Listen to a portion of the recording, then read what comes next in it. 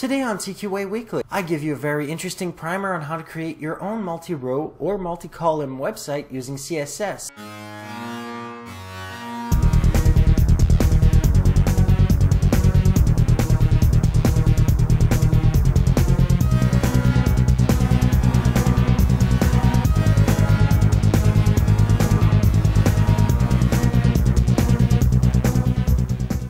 This is TQA Weekly and I'm your host Steve Smith, aka Z-Axis, and yes, sorry for the voice, but as I said last week, I had strep C, so obviously my voice won't sound as right as it's supposed to be. I would also like to thank all my subscribers, new and old, for continuing to help me out by making this show possible. If it wasn't for those that were listening, I probably wouldn't have a reason to make this show, which brings me to the exact point. Why is it that I do this show? And this is one of these episodes that would explain why I do this show. A lot of the people I deal with in my everyday life either come into one of two brackets. Either they have computer problems or they have web problems. What is it that is so special about people like me that helps them deal with both? It's the understanding of design and function. This is something that I try to bring out into every episode. One of the best ways to help people like me out is to give us more topics. Ask us more questions. If you want to help me out, you just have to send me any questions, comments, stories, or suggestions out to ask@tqaweekly.com. Of course, I would always love to make the quality of the show better, but you don't have to. For those who are interested, that is the same address for my PayPal account. You can always give me anything you can spare so that I can make this show better. Now, what is today's point? Well, I'm going to be talking about layout. And you know what? You go onto any video and they're going to be like, this is the code and this is how it works. And it's not as simple as that. There is a lot of things you need to know about CSS and layouts that don't necessarily pan out mathematically when you're looking at the code. When you're not experienced enough to see what you're doing is going to cause a troubleshooting issue, you may actually freak out after it's been all done. You think you're all done, everything calculates out, you're calculating everything, and you're wondering why that last row isn't where it's supposed to be, it's down below. Well, let's make this simple. You can make as many rows and columns as you want, but here is my first plan. Plan out your design. You need to know what kind of content you want, and you need to know where the content's going to go. When you plan out a website, there are things you need to think about. One is the content, obviously. Another one is advertising, if you're going to use it at all. Not all websites need advertising, but some of us use advertising to supplement our income to buy the hardware that we use to make our shows. Sometimes you want to put pictures, logos, menus, headers, footers, sidebars of information. You may want to have places for video. This is all where the planning, the drawing it out, comes into play. But while you are planning that design, let me make one point. Name every single one of those blocks, those columns, a unique name. Write in the name in that data block. This will help you make your style sheet a lot easier. What is the most important problem in CSS that a newcomer may face? It would have to be that you have to remember that when you have a frame of a fixed width, and where you are talking about fixed widths, whether you use a percentage or pixels as your fixed width, the sum of the padding, the margin on the outside, the width, and the sum of all the other elements within, side by side or up and down, need to be less than or equal to the width and or the height of the frame. Now, what is the frame? When you're making tables, making a table within a table is a bad idea. But when you're making a CSS-based layout, you don't need a frame. But the issue is simplicity. You want to make your life as easy as possible. What if you want your frame to be in the middle of the page? You want all your content to have X amount of columns or rows, and you want it in the middle of the page. How do you achieve this?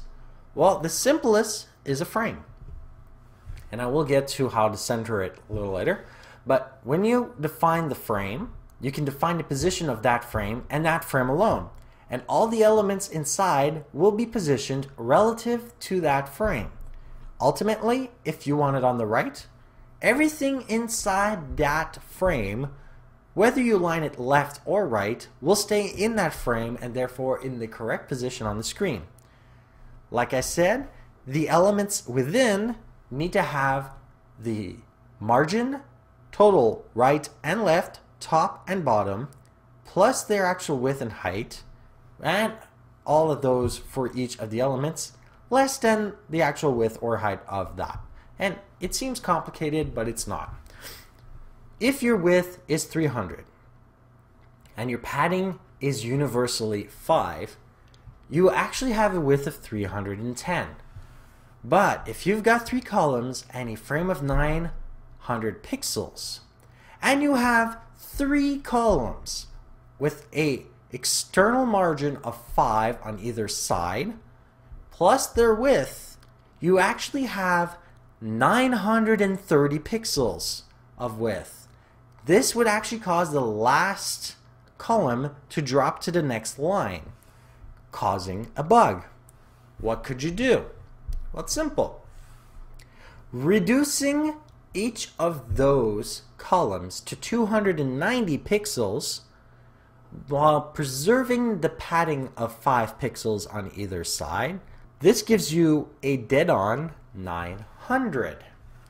It is often thought of as being important to remember that you should always aim at 99% and never 100 while designing a CSS layout, just to have the space so that it doesn't drop to the bottom. And that is the most common bug while creating, obviously, the CSS layout. So what do you need to make a frame? Well, you just need to know one tag, one command. I talked about CSS and the difference between IDs and classes, so you choose whichever one you want. It's in a previous episode. The tag of question is the div tag, div. The winner over the war of layers and divs, of course, Netscape died. So you open a master div tag, div, and use the ID frame. Just that way you know it's the frame of the whole content. Inside, you write div ID left. Then you close that. Then you have div ID center. Then you close that. Then you have div ID right. And then you close that. The code's on the screen. And then you finally close the frame. This gives you a frame with 3 columns. Now, instead of using a demonstration, I'm using a real working model, TQAweekly.com, because I'm going to be using the exact source code of the content frames in the middle, so below the header. Why am I doing this? Well, it's simple. 1, I made it. 2, it's a lot better than giving you a demo every time. And 3, you can actually see the source code, and I invite you to. And you can see that it actually works. And you can actually see that what I'm talking about is actually true.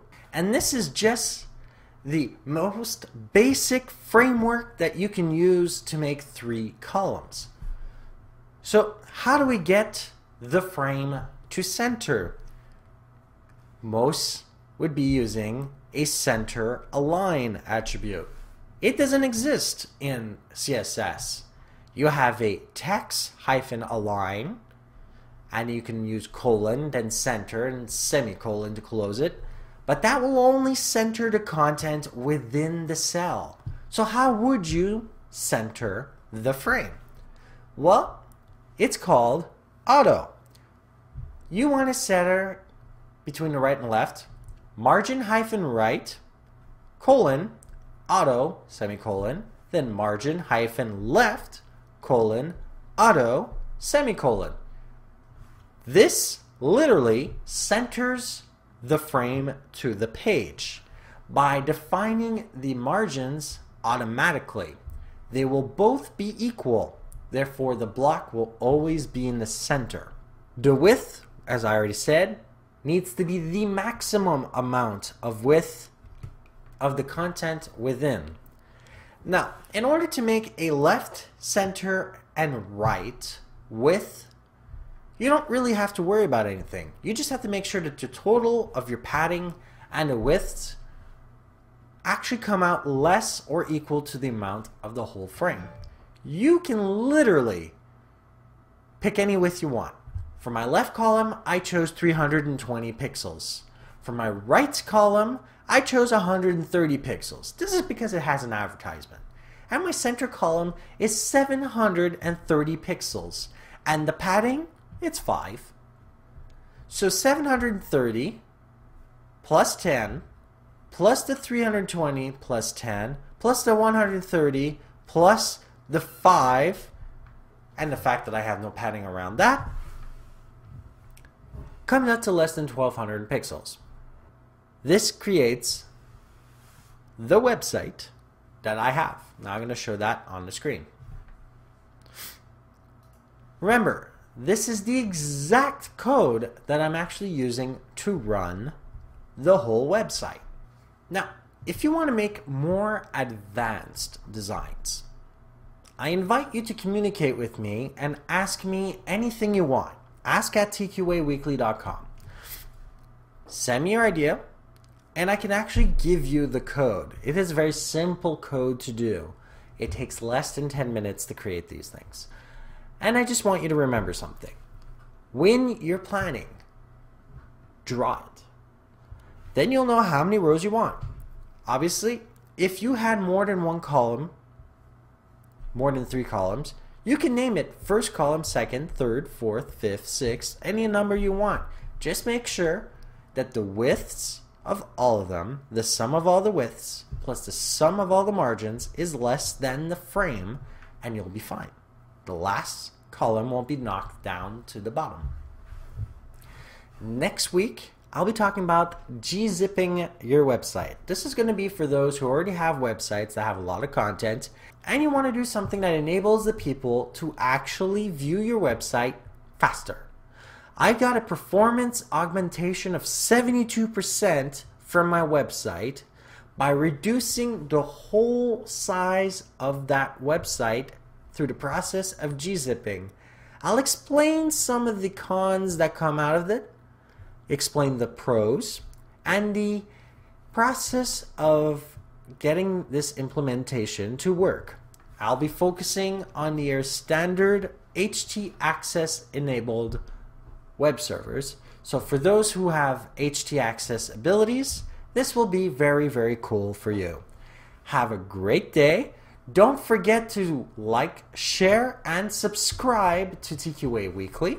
For more information, go over to TQAweekly.com. This is where I have the newsletters, the downloads for the Android application, information on the show notes, subscriber information for all the different other feeds that I have, and of course, you're invited to do all your comments that you want, either on YouTube on this video or at the bottom of the show notes using our Facebook plugin.